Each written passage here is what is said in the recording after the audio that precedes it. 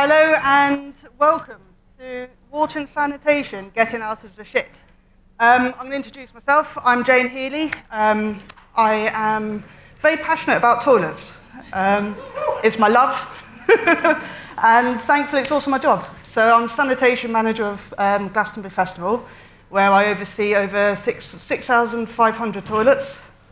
And currently we have about 350 Wessex water tankers taking waste away from the site over those 5 days. And I'm also water, toilets and waste at Boomtown.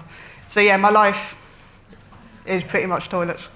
And it's my passion, and it's why I'm sort of very aware of the issues and trying to sort of resolve issues. And I'm very lucky to be joined by Jacob.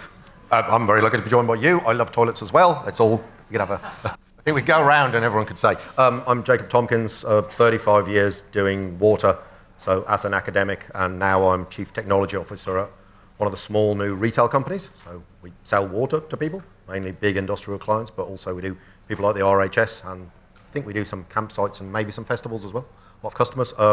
And I'm visiting prof at Exeter in water systems. I run a water technology accelerator based out of Lyon that looks at new different water techs. And I've just started an organisation called Thunderstorm that is looking at combining rights holders in sports and entertainment with sponsors and green NGOs. So we've just done some work with WWF and World Rowing to try and green their events. So with several different hats on, I'm extremely keen on water, wastewater and greening events. Yeah, exactly. And sort of from my side, obviously I've just sort of mentioned the amount of toilets I deal with just at Glastonbury. 1,800 of those are compost toilets. Yet even with that step, I still have so much waste going off site. So it's something that I've always been constantly looking at, is how can I close that loop? How can I stop so much waste going off site? And sort of bring it, keep it so it stays on site so that I am closing the loop. Mainly because, I think we all know that the systems that are outside are struggling anyway. So let alone suddenly putting on such big events in local areas, we are then adding to the stress which those systems are already under. Something you know about. So everyone talks about a water crisis and global and all this sort of stuff. There is a global water crisis. However, if you bring that down to the UK, what it specifically means for you is Anglian Water, which serves the largest area in the UK, so basically East Anglia. They have said in the next 5-year plan, which starts in April, that there will be no new water. No new water for development. So if you're a business and you want new water, you won't get any. We've got some large farms there. They've asked for an extension. They're only allowed 20 megalitres. If you've got a large event there, there will not be any water. And people don't quite realise this. There is not enough water. In terms of sewerage, most sewage treatment plants are now at capacity. And when you talk about bringing in a tanker, cost of those in the south of England is now about £3,000 a day. Hopefully you're paying less than that. But I'll get you a deal. You're talking about thousands of pounds for tankers. And there is an issue as well that there aren't enough.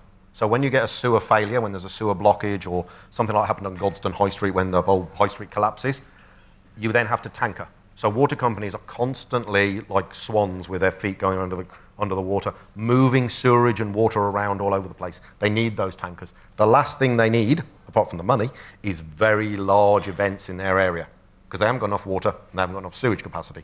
And when you take the water away in the tankers, with the wastewater in the tankers, where does that go? That goes to a sewage treatment works, most of which are already over capacity. So what you were saying is they have to drive further and further. So it's getting worse and worse for sort of Glastonbury, where any of the local ones we now pretty much can't take it to because they're at capacity. So we're having to go further afield. So that's more and more sort of miles on the road by big tankers. It's sort of defeating the object of what I'm trying to sort of achieve in the long run, which is sort of moving away from all of that, which is why I got compost toilets in, which is why I've gone down that route.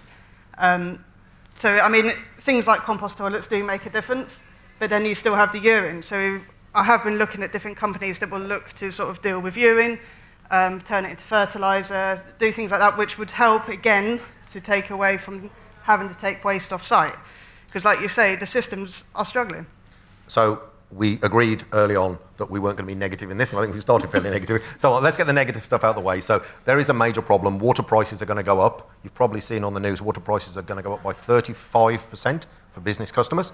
So that's just main supply. Tankered water is going to be even more. And water companies, half of them have now said to Ofwat, the regulator, that's not enough. We want prices to go up even more. And in Southern Waters area, basically the south coast, they're asking for about a 90% rise in water costs. So think about how much you're paying for water already, and think about adding 90% onto that, plus the sewage. So that's the negative bit. There's another bit that there's environmental impacts there, and the social impacts around this. There is this whole business about large numbers of people coming in from outside the area, having a great time, but basically suddenly you've got low pressure in your tap, suddenly there isn't enough water.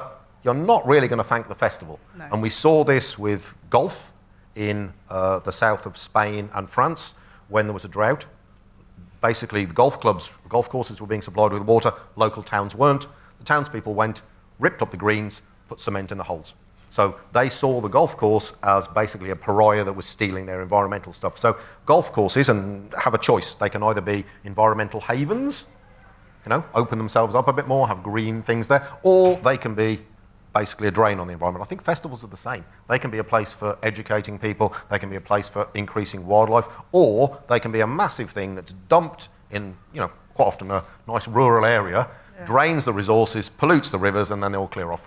Yeah, which is why, sort of from a personal perspective, I've always tried, because it's a great testing ground. Events and festivals are a great testing ground because it's a perfect place to try out new systems when they're sort of just starting out. But the problem with that, for me, has always been that they don't deal with my issue on a large scale. So I have lots of ideas, I have lots of companies, I have lots of things coming to me, and they can deal with everything on a small scale. And the problem is I want it, my dream, that sort of golden chalice, sort of that thing that I can't quite reach, is that closed loop. And it's always nearly there, and that's the problem. Well, the problem you have is you have for a week or so, you have a small city that then disappears for the rest of the year. Yeah. So you can't build the infrastructure. You've got to have modular infrastructure or use natural processes. Yeah. So the sorts of solutions we're talking about, I think there are three areas that I'm particularly interested in. One is events themselves. The other is the space of those events, be it farms or natural settings. And the third one is fan engagement. And then you can start to talk about scope for carbon emissions, which is the bit where if you get other people to do stuff, so basically they come to Glastonbury, you give them a whole load of information, they go home, they turn the tap off when they brush their teeth, they take a shorter shower, all of that sort of stuff has a knock-on effect spread around the country. Definitely, and it's a great teaching ground. I had Peter Power for years at Glastonbury where they created electricity from the urine, and sort of it engages people. You have a space where people can sort of talk, get information, and they do go away and they look into it, and it sort of starts conversations. And like you're saying about sort of not using water when you're brushing your teeth, one of the easiest things you can do. Turn it off. One of the easiest things you can do is change all your taps on site to instant shut-off. It has an automatic, massive impact, and yet not everyone does it yet. And I think the fact that at festivals people are parsimonious in their water use and they have to queue for the toilet, it does give them an idea of what it's like with limited water and sanitation. Which is why it's always the thing people complain about straight away. Because you're so used to it sort of being something that you have on tap, literally. And it's always of a certain standard, whereas when you go to a festival, it's different. It challenges people, it makes people think differently. And that's when you want to capture them and make them think about it and get people to take that thought home. I think in terms of what you can do as events, rights holders, so sports or garden centres or entertainment, any sort of these, the first thing I think is a basic water audit, which obviously you've done already. So where's your water coming from? So it could be from bowsers, it could be from mains, it could be rainwater, could be boreholes, could be air-to-water machines. I'm sure you've seen all of those. There's lots of different ways of getting water on site. How is it used? And then where does it go? And then you can start to think about closed loops within that, which you've thought about already. And then if you treat water in the same way you do your accounting for a festival, so every single droplet coming in is accounted for, is followed through the whole thing, and then it's followed through in waste, then you can start to think about, rather than just saying, oh, we need rainwater harvesting. Well, until you've done that audit, you don't actually know what you need. You don't know what your demand is. You don't know where your big impacts are, the areas, it's water meters. So you know. Sub-metering. Yeah, so you know which area to sort of target for that information where you're saying maybe don't have showers open 24 hours, have them for shorter hours, because you've got the data to back up how much water's actually been used. And it's not like shaming an area of your event, but it's being open about that information and saying, look, you have used this much water. Let's have an honest conversation. Leaks. Yeah, leaks were major, You can't do leaks without the auditing and without the sub-metering. Yeah, I think yeah, water meters are a game changer. I think it's worth investing in taking that step back, looking into the data, gathering the data before you sort of take any other steps, would you say? Data is essential, and that is, and I think a lot of that is all year round as well. So, it's not just when the festival's on, it's looking at your networks while they're not in operation, because otherwise you're just firefighting all the time. And I think data on people's behaviours is quite useful as well. There's automated ways you can measure that, or there are apps and calculators you can let people download that can gather their information on how they use water in the festival and how they use water generally as well, and that can be used to drive behaviour change. They're the first bits. Then you can get into the exciting bits around technologies.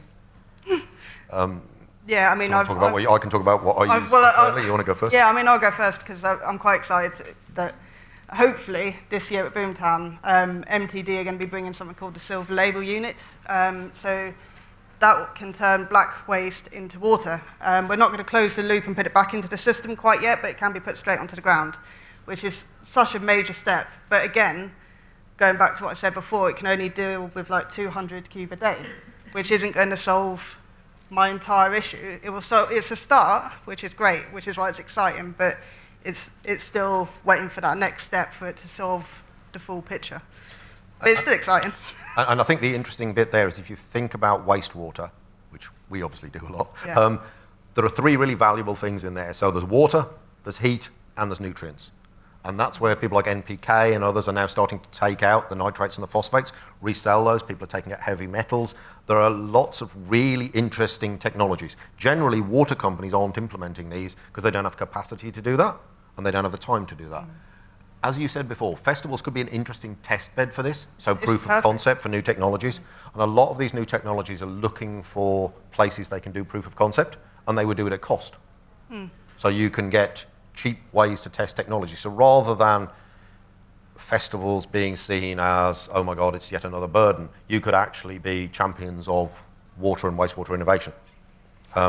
We've talked a lot about the outdoor stuff. The indoor stuff is, I don't know how many people are here from arenas, but the indoor stuff, obviously you've got the fan engagement. The auditing works the same way in terms of where does your water come in, where does it go, how's it used, where does it go. I think there's more opportunity there for long-term investment. So that's when rainwater and grey water systems have more potential. I think technology has now moved on dramatically in the past 10 years. So things like waterless urinals, they used to smell, people didn't used to like them. They are now used all over the place, really, really good technology. On average, for a venue, you would save 100,000 litres a year for a urinal that costs about 500 quid. There are taps now that can use 95% less water by atomising. There are aerated showers. I mean, everyone knows about these now, hopefully. But again, you can use 30% less water. There are lots and lots of new technologies that probably cost around the same. And there's something called the Unified Water Label. This is getting really dull now, but the Unified Water Label, it gives you a list of all of these technologies, what the flow rates are, how they're used, where to buy them, how much they cost. So really, there's no excuse for that. There are also grants from water companies. I mean, we just got one for a theatre that was about 40,000 quid to refurbish their washrooms.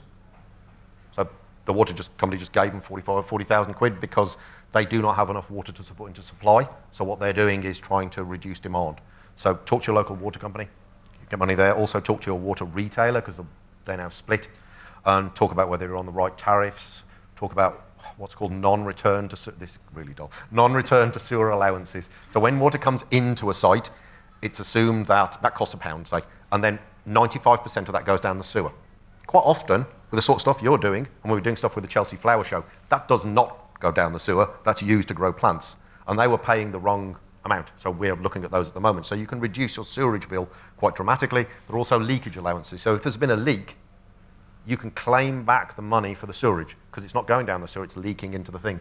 And we just did one of those that was 95,000 quid for a campsite. So these sorts of things that sound really boring, checking your bill, doing the audit, can save you very, very large amounts of money, particularly as the price of water and wastewater is going to go up.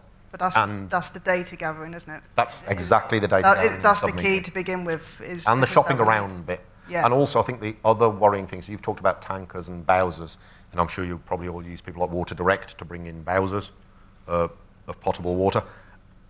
That's going to be less and less available. They are stretched at the moment. Whenever I need fresh water in a bowser, it's taking me 3 or 4 days at the moment. And for a festival, your festival might be finished by the time you get the fresh water you need. So yeah, I mean, be aware of water, I think. Yeah, I mean, I think sort of like with Boomtown, even just last year, we were sort of right on the edge with water all the way through. And that, you know, we have a mains water coming in, and it had to be supplemented right the way through the event with tanker water coming in, because the draw on the Wincanton water source that I was using was massive in the town at the time. Yep. So I wasn't getting through everything I thought I was going to get through. So I think it's from the water side, it's planning for those worst case scenarios. It's not always just if you are lucky to be on a main supply, it's not always just assuming that you're going to get what they said. Right. You do not have a statutory right to have main supply. Domestic properties do, but you don't. So you can say, why isn't there any water? Why is there low pressure? They'll always divert first to the people. To the town. They have to. I mean, and if you think, oh my God, I'm a really big festival, I employ loads of people, of course they're going to give me water. Severn Trent Water shut off Cadbury's and Jaguar Land Rover because they didn't have enough supply so that they could supply the local hospital. So if Jaguar Land Rover and Cadbury's can't argue with Severn Trent Water that they need the supply because there physically isn't enough, sorry, your festival just isn't going to have any water. So don't rely on your mains. Also, in terms of what they're responsible for, it's 1 bar at the curtilage. So that means at the edge of that field right over there at the other edge of the car park. So that means you're going to get low pressure. And what water companies are doing at the moment to reduce leakage is dropping the pressure across the networks, which means if you're in a rural location at the end of a supply pipe, which probably a lot of you are, your pressure's going to drop. So all this sounds very negative, but as we said, there are lots of positive things you can do about this. This is us being positive. Yeah. Yeah. But what we're doing is warning you and telling you that now is the time to consider this, put things in place that mean you can continue.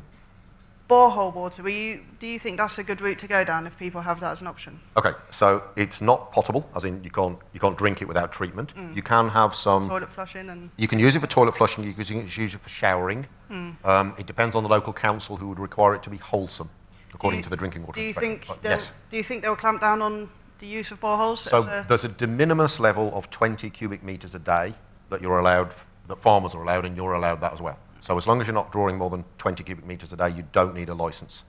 Otherwise, you need a license for abstraction from rivers or boreholes. And by 2027, the Environment Agency is starting to clamp down on those, depending on where you are. There's something called a Catchment Abstraction Management Strategy document, and it'll be a map of your area, and it will tell you whether you can get a license or not. But generally, talk to the Environment Agency early. And also, if you do want a license, say, here's all the data that we've been gathering. Look how good we are at using water. Here's the fact that we use waterless toilets, we use low flow showers, we do all of these things, we educate people, we don't have bottled water on site, we do all these things, and they're more likely to look favourably upon you than someone who says, oh, I just need some water, and I don't have any records, sorry. And you need to think about, I'm sure you all do, well you do, the water at least a year in advance. Yeah, no, definitely. Planning is the key with it. Is there any questions? I think we've talked enough. Yeah.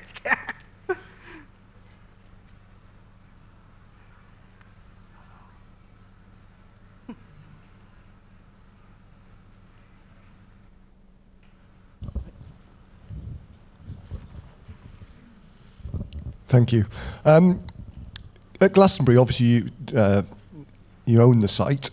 Have you looked at doing water storage? You've got a year-round capacity to actually create a reservoir of some form, even if it's just for flushing toilets. Because obviously a lot of that is going in runoff. It's not actually entering into the storage system at all. Is that something you've considered? Yes, I mean we've got 3 reservoirs on site for fresh water to obviously help us keep with demand, which we struggle. You know, even with those 3 million litre reservoirs, they're nowhere near enough to deal with a day's usage. Regards to sort of rainwater harvesting sort of storage, yeah, it is something we have looked into. It's a difficult one because obviously it goes back to being a farm, sort of pretty much straight after us, and anything that's of any use of storage gets straight away needed to be used by the farm. So it's a case of trying to find that balance between finding a space that they're happy for us to it just be festival and not farm, which is quite rare. There are grants for agricultural reservoirs, though, actually. Yeah. Which, if any of you are on farms, might be interesting. I mean, and on the point about owning the land, we're doing some stuff with the Royal Horticultural Society for the Chelsea Flower Show, which they don't own, and they're doing a deal with the the Royal Hospital.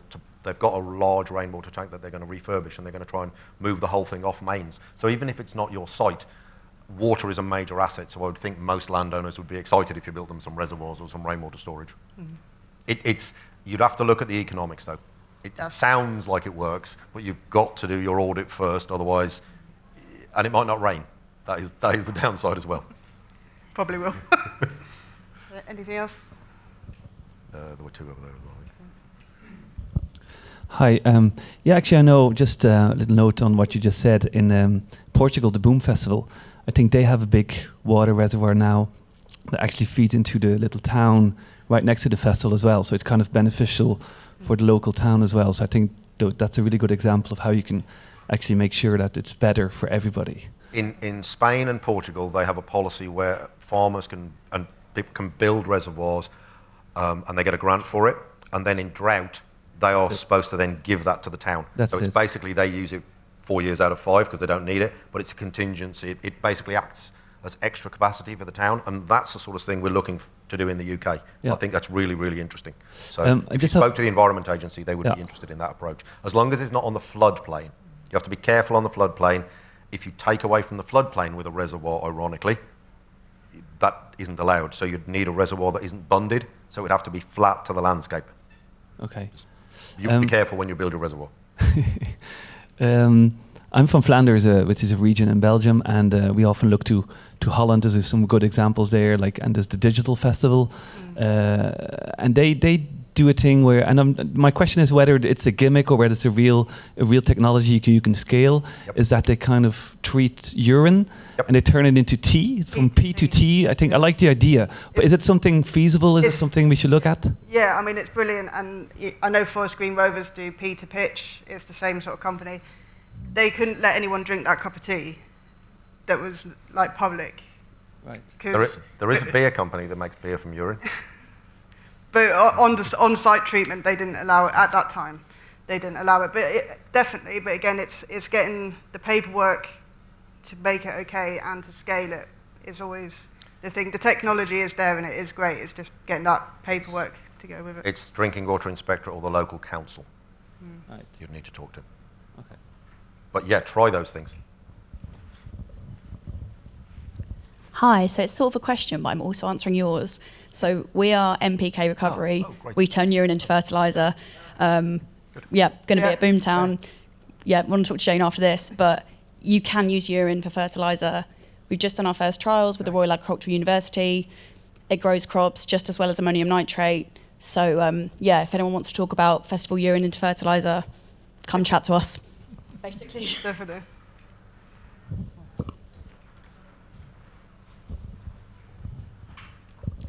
My question is more for you, Jane. You were talking about tankering water and the issues that you've got in those larger scale events. Imagine for a minute that you've got everything that you wanted, like in a future. What would that look like for an event of that scale? So if you had that magic wand, what would you be wishing for now? It would be closing the loop. So it would be meaning I'm not taking any waste off site. So everything would be staying on, everything would be coming back around. It would be becoming fertilised, like you're saying, or it would be reused in sort of in the washing, the toilet flushing. Eventually, the dream would be waste that would come back around and be used in the potable water. I mean, that would be the dream, and there is hope that it is out there. That is out there. Yeah. So there's a building in Australia called One Park West, and it is totally self-reliant. And they produce fertiliser, they produce their own water, they just top up with rainwater, and they actually sell water to surrounding buildings. So the rain means they produce excess. So the tech is there. Yeah, it's just scaling it on a greenfield site. Yes. Well, let's talk about that. Yeah. Thanks for coming. Thank you all. Appreciate it.